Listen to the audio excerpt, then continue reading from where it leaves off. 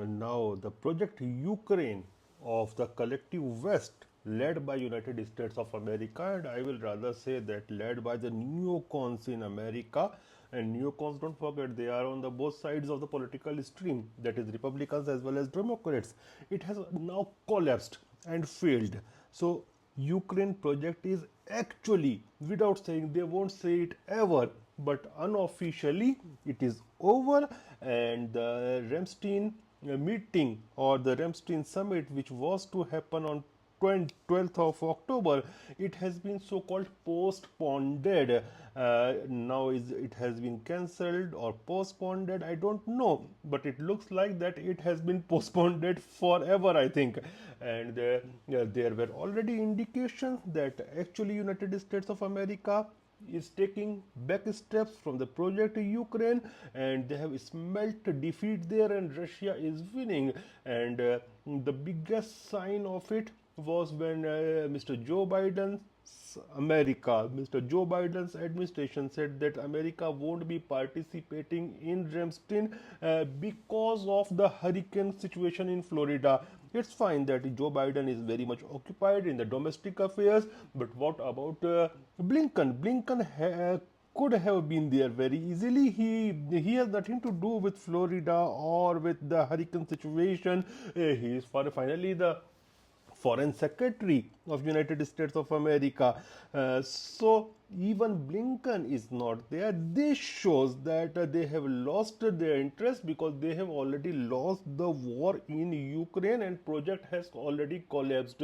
And if Trump is there in the White House, it will definitely be over. Even if Kamala comes to White House, then also they have lost the interest. Now their primary focus is in Middle East. If that project after that project, the neocons will shift their focus on some another place, because they always want to be in war and drag United States of America and the world towards a war. But now when Ramstein has been postponed or cancelled, I should tell you that in Ramstein, Mr. Zelenskyy, the president of Ukraine, was to put his victory plan over Russia. And after this, now he is going to all the capitals, most of the capitals of European Union or the European countries. Let it be Italy, let it be Germany, let it be Great Britain, let it be Denmark. So he is going around Europe to gain some kind of support, and this shows that already he has lost the quick entry into NATO, and now he is trying for a quick entry into European Union. And mark my word, there will be very good words from European side, because the European Commission's president Ursula has invested a lot of her time, her words, her energy into project Ukraine. So they will talk very goody vis-a-vis Ukraine joining European Union, but that is also not happening. So Ukraine is neither getting, this is my analysis, neither getting NATO nor getting the European Union's entry. And this guy Zelensky, he is going around the capitals of European countries to get some more money. He might get some more money, not very much. Money from United States of America is not coming, because if Biden administration gives even a penny to Ukraine this time, when Florida is in a dire condition, it is in a mess due to hurricane, then he will suffer domestic issues. So money is not coming from United States of America. Some money might come from Germany, some money might come from Great Britain or other countries of European Union, but I think these will be one of the last checks he will be getting for project Ukraine, and finally this project will be over. But this man, he is in a mess, he's in a trap, because now what to do for himself, because he has surrounded himself with extremists or the Nazis there in Ukraine. So if he talks about peace, there will be issues with that. And already Russia has made clear that there are certain guidelines for them for going for peace. Number one, that Ukraine should actually accept all the four regions, should withdraw from all the remaining troops from all the four regions which Russia claims it's its own. Then Ukraine should also actually accept those regions as a part of territory of Russia.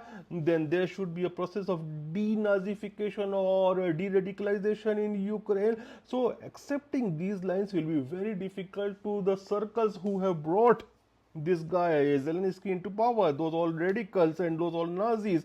And there were Nazis, because you can see browse old documentary, I think it was from BBC, and a few years back the BBC, I think they made a documentary on Nazification or neo-Nazis in Ukraine, and they have shown everything. Now the Western media is not talking about all those things. So there is Nazification of Ukraine, so he has to withdraw himself from all those Banderites, and they may do anything to him. So he is also worried on that front, and he's moving to European capitals to garner some support and protection for himself probably. But he is doing wrong. He should actually talk directly with Russia, and the countries which can help him in talking or opening links with Russia are just two countries. One is China, another is India, who can facilitate these talks. But he is moving to European capitals, which is not going to help, because Russians are not having good relationship with any of these Western people, Western countries. Yes, he can go to Viktor Orban, but he is not going to Viktor Orban even. So things are not good for Zelenskyy or his cabal. They have ruined their country for NATO and for European Union, and they are not getting anything. They also tried here, actually Ukraine tried to do a peace summit, Ukrainian peace summit part 2, you can say. The earlier was in Switzerland, and Ukrainians actually talked with 3 countries. 2 of them were Asian countries and one was Switzerland itself, and nobody wants that summit now. So things are very much odd for Ukraine and Zelenskyy, and this is the man who has actually ruined his country.